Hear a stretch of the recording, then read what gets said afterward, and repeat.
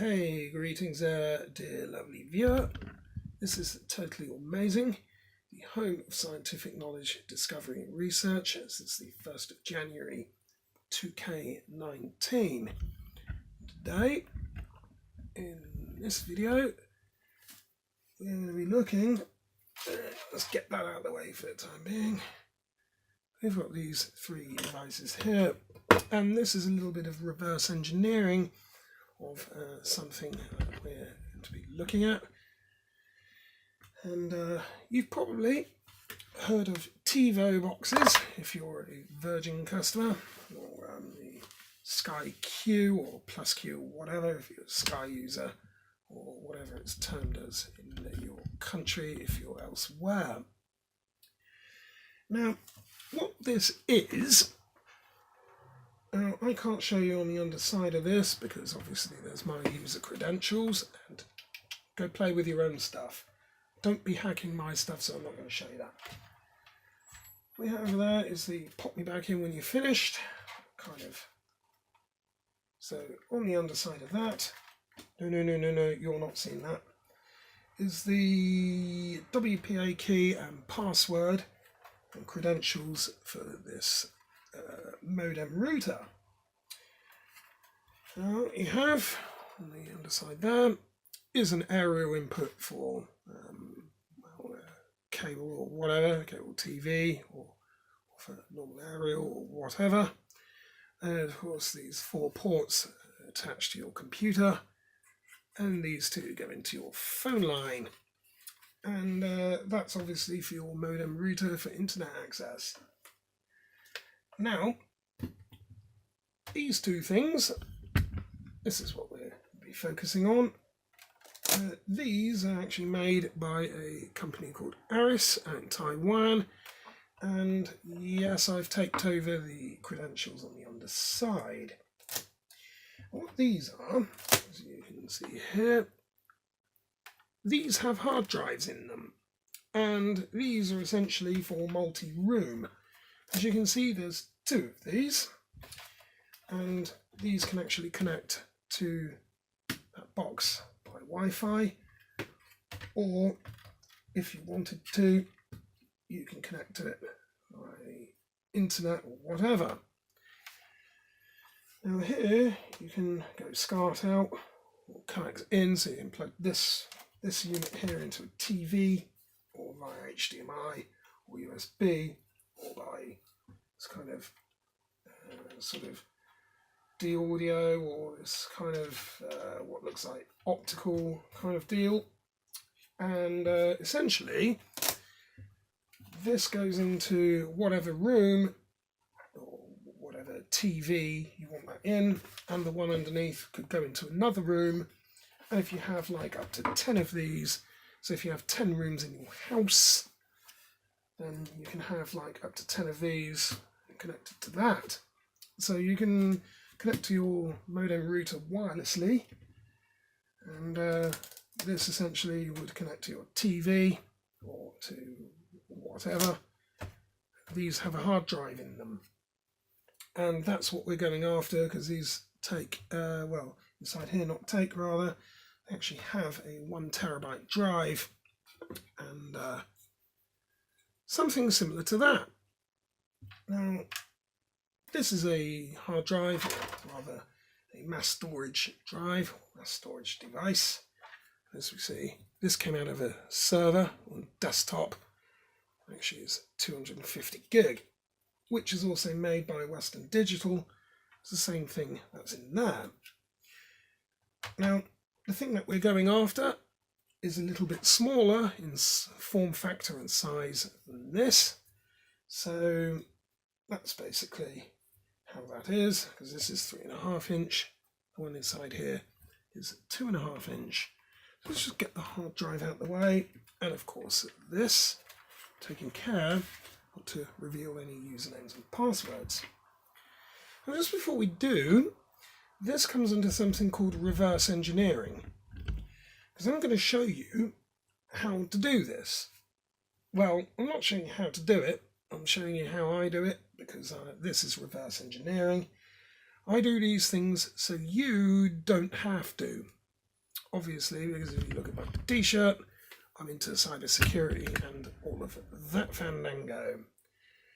So yeah, you don't want to be doing this if you value your warranty, or if the sort of device is not paid for, it's not yours.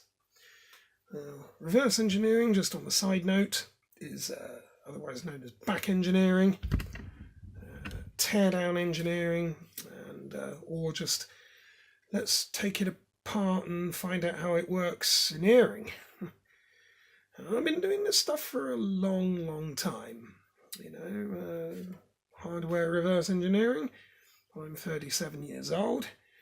I've been doing this for about 30 years. So basically tearing things apart to find out how they work and what the story is, because that's what I enjoy doing. It's every boy's dream, and this is what I do to this day. So we're going to get rid of the bottom one because that's actually sealed in a box, and we're going to keep it that way because I have plans on still using these. So why are we taking this apart?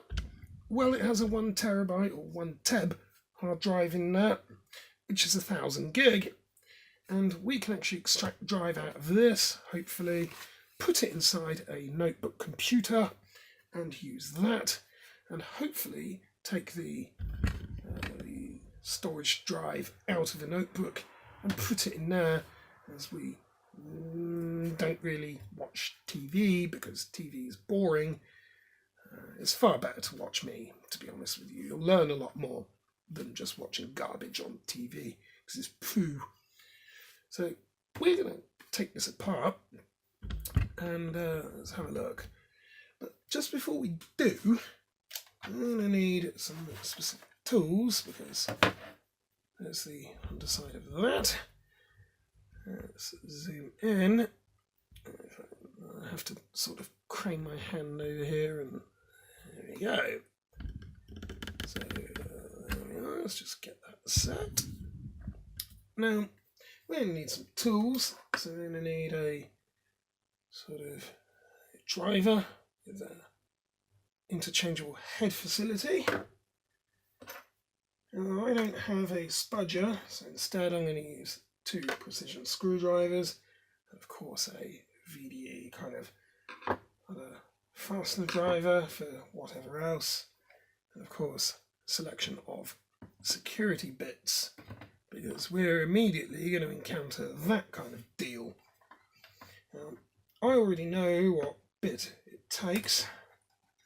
It's a rather sort of strange kind of affair. Pardon the kind of grubby nails, because I've been working here on my workbench today. But let's just sort of show you the end of that, because it's a sort of hex-shaped deal, but with a hole in the middle of it. So let's get cracking and let's see if we can extract that internal disk drive out of this. But just before we do, straight away, yeah, they're at it again. The kind of warranty void sticker. Oh, I guess that's void then, isn't it? See that, did you? So that's void. Now, because of the value of the internal components in here, I'm probably suspecting that the manufacturers of this, Aris, would have put some sort of countermeasure stuff in here. So it's quite possible that they might have come up with some unique way of being able to destroy either the hard drive itself or the ability for it to be used on the devices. But we'll try. We'll see if it works, and if it does, then great. If not, then well, at least we've tried. So what we have so far is we've removed the 4 little rubber feet that give us access to these screws and well, these fasteners, as you can see. And there's some weird shape. Hexagons, or these sort of hexagonal torque shape, similar deals, but with a nipple in the middle of them. So let's go ahead and remove these. Normally I would use a anti-static field service kit, but in this case I'm probably not going to bother. So let's go ahead, actually get this thing open. Oh wow, the fasteners on these, you can see, are fairly interesting. So there's sort of heads on that, kind of graunch into the plastic below. Let's just get these open. Try not to throw the fasteners around. So this is basically reverse engineering what I'm doing, tearing something apart to find out how it works. I'm expecting this is going to come apart in two pieces, because what we have here is a seam line. You can sort of see that. That sort of goes around the whole thing. So that's what I'm assuming that the seal is there. There we are. That comes apart. Now, what we have straight away when we dismantle this is there's some sort of interface connector there, as you can see. Now, hopefully you didn't actually see the inside of that. I just need to tape that over. I'll have to just double check this whole video before this goes out, because there's sort of serial numbers on the inside. If you saw that, then I'll have to find a way of editing that out. But let's just see.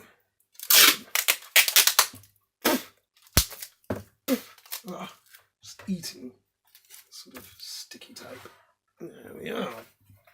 So we've now got inside that. Sort of, there we are.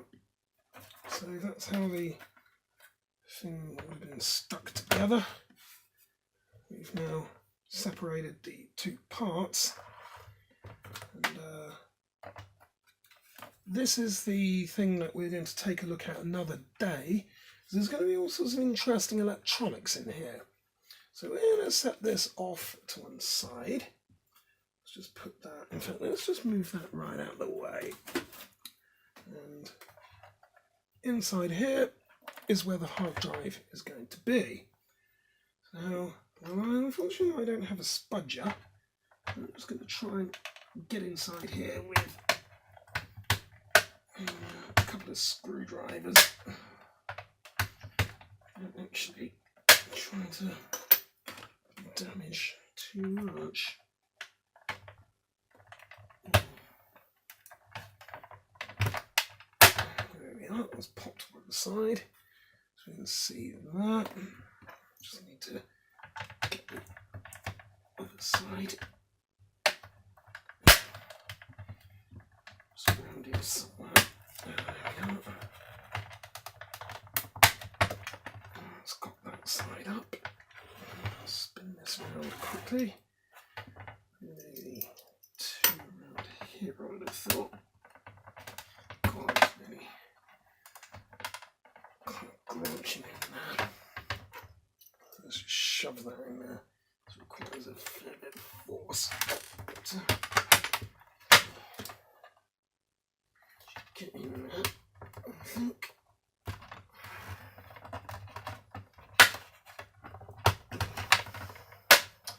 I have no idea how this is actually going to come apart, unfortunately. And, I've not done this before, so that's a bit more promising. There we are. That's looking a bit more likely.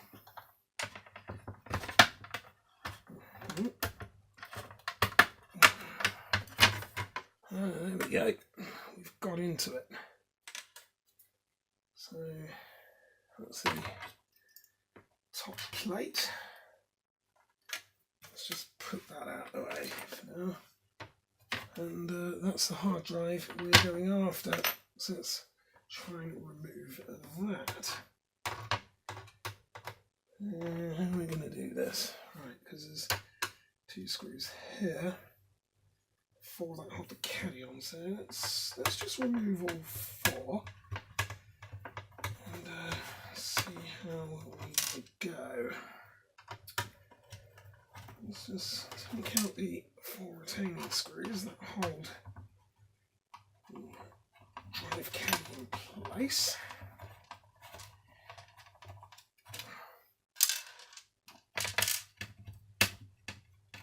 And then we'll remove the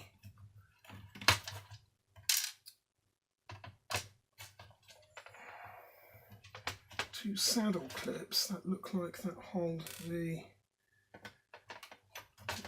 actual interface connector down. Try not to press too hard on the hard drive, and it looks like we've got somewhere.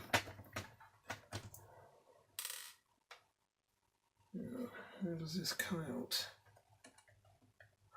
Okay, the whole unit lifts up.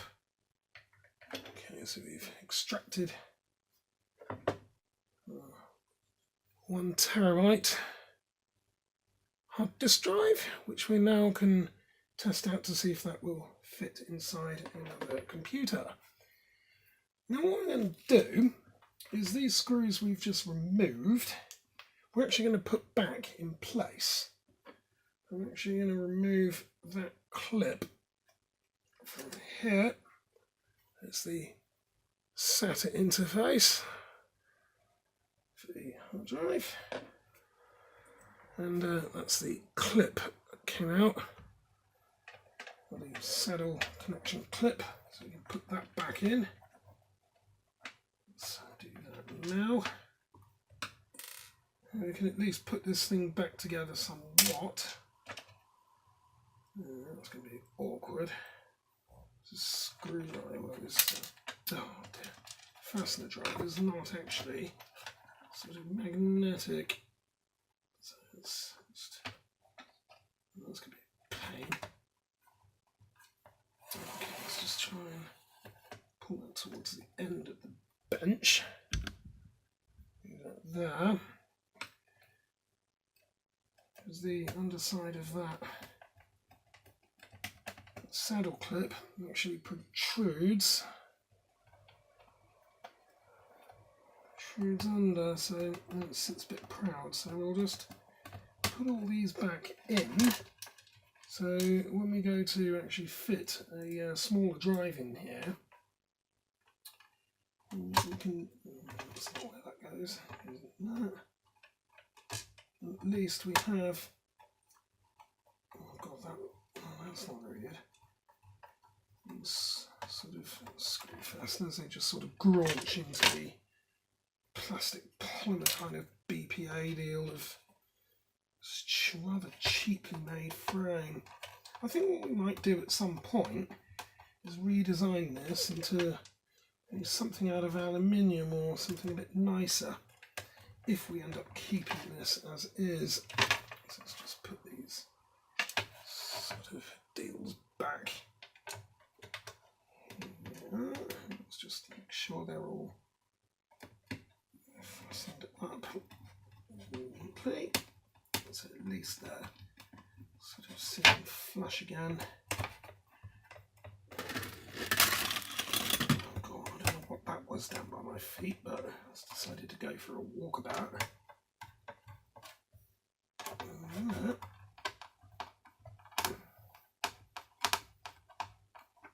Should be now able of the top cover pressed back in place. So let's just move that up. So we've now extracted the drive that we want, the whole 1 terabyte hard drive, which we can now put inside a laptop computer. And yeah, let's put the top back on that actually. That should go back in. There we are. Let's just get these put back in for the time being so we don't lose anything. Just check all these 4 fasteners working. Let's just put these up. So, just a quick note on reverse engineering. Why do we do this? Well, for research and development purposes. Of course, to find out how things work. And of course, I'm actually a penetration tester. That's a polite term for an ethical hacker.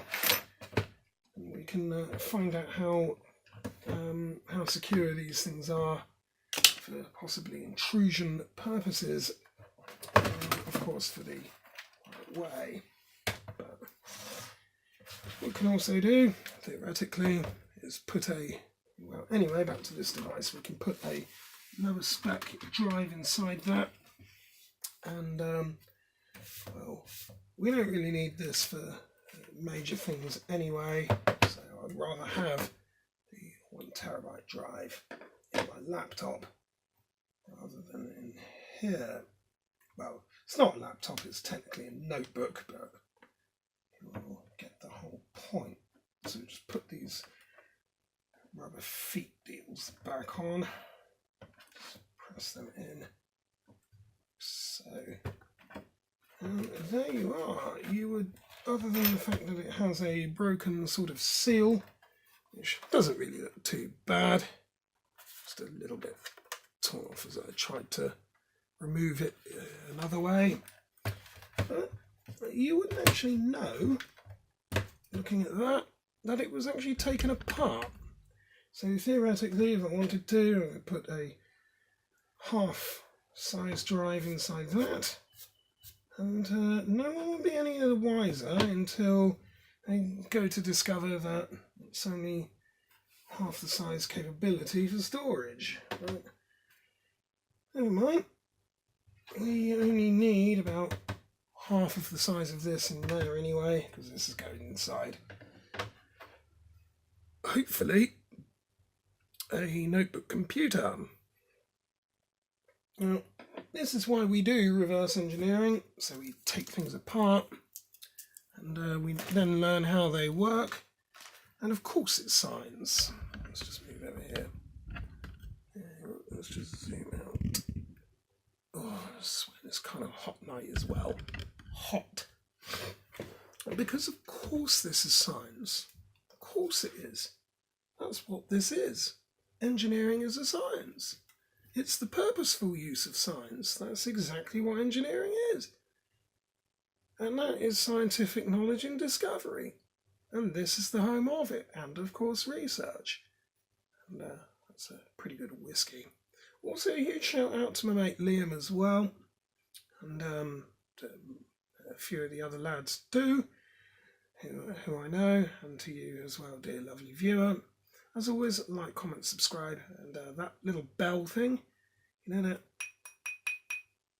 yeah, you need to go press that, go hit that as well. But anyway, reverse engineering, this is what this is finding out how these things are manufactured, so we can obviously make improvements or find the vulnerabilities and fix them, or so we could do whatever we want. Now, this is going to pave the way for a few kind of other episodes as well. So we're going to be looking at the rest of the internal circuitry of that, and also the modem router. We might have a little kind of cursory look inside there too. But for the main part, this is that TiVo box, well, the sort of equivalent. And this has been yours truly, totally amazing. The home of scientific knowledge, discovery and research since the 1st of January 2019. and I'm now 1 terabyte up. So I need to put that drive away nice and safe, and I'm gonna actually, in fact, I know exactly how I'm going to do that just quickly. Let's go find, let's put that, knocking everything over, because I have something here which can now put that drive inside, so it's not going to get trashed, broken.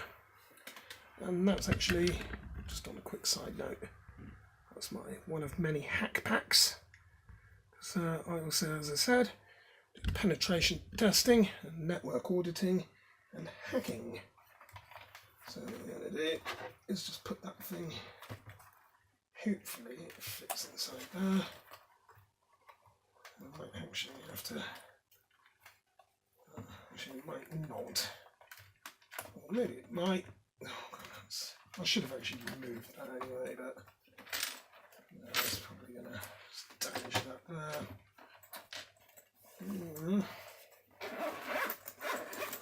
Go in the top. Hopefully it doesn't crush it. Well, that's going to crush it. Right inside here, where my flash drives are, let it go in here. If not, then we'll just have to kind of, this probably might go in here. No, not without actually pressing down on that top cover. I don't want to be doing that. And at some point anyway in the near future we're going to be having a look inside all of this. I think what I'm probably going to have to do is kick something out. Kick something out of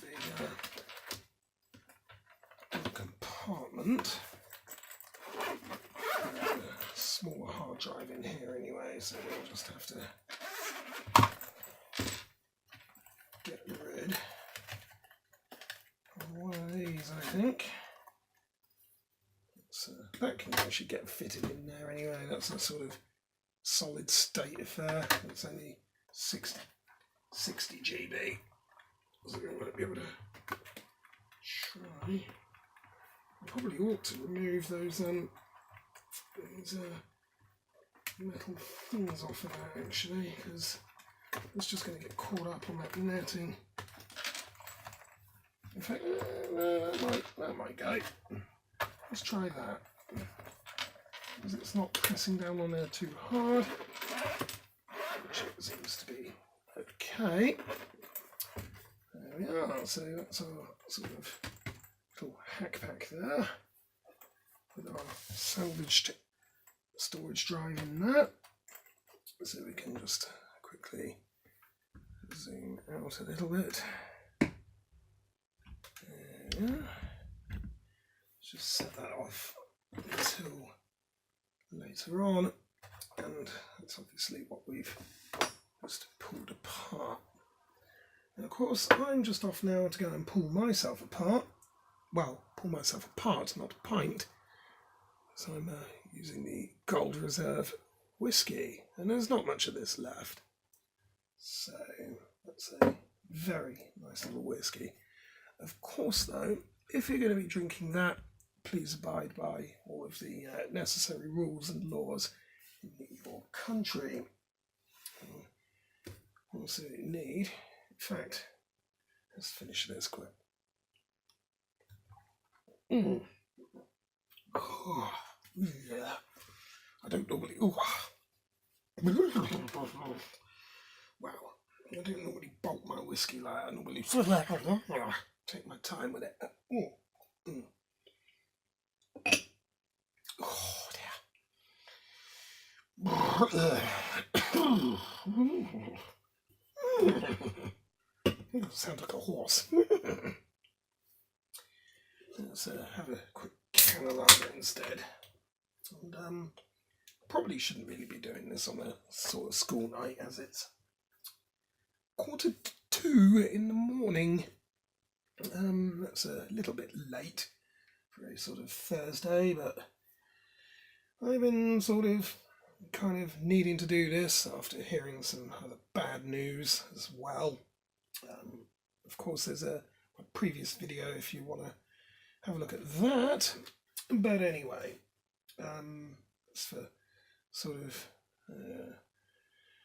dedicated to obviously Mitchell. I miss him a lot. I don't really know him for as many years as the other lads in my social circle. He was still a top lad. And of course, Liam, bombs up, mate, and I'll be seeing you fairly soon. And hopefully we can reverse engineer some decent beer, I think.